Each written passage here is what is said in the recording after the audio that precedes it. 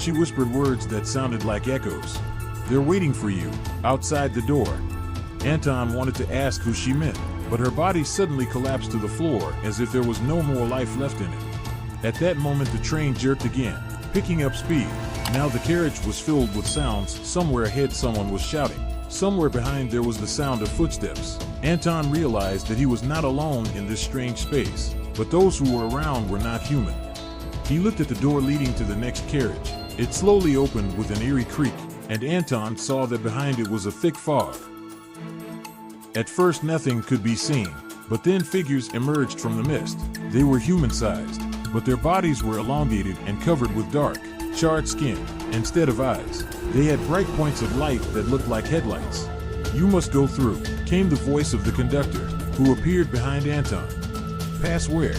What do you want from me?" he shouted, trying to keep away from the approaching figures. "This is the only way," said the conductor, and his face began to blur, becoming almost inhuman. Anton realized that he had no choice. Looking around one last time, he took a step into the fog.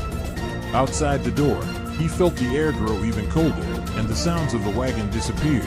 Silence surrounded him now, broken only by his own breathing. He walked forward, but the farther he went, the more it seemed to him that he was returning to the same place.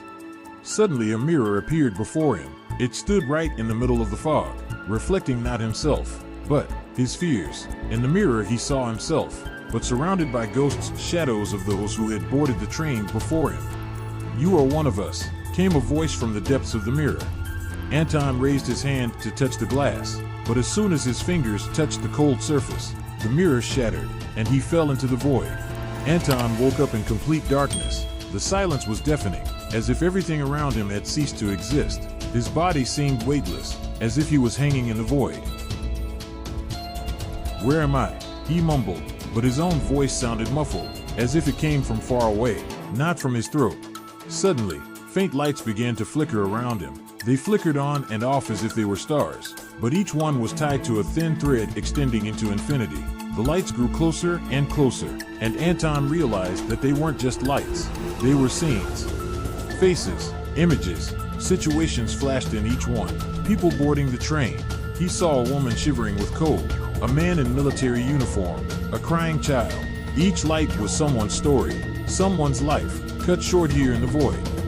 "These are their destinies," said a familiar voice. Anton turned around and saw the conductor.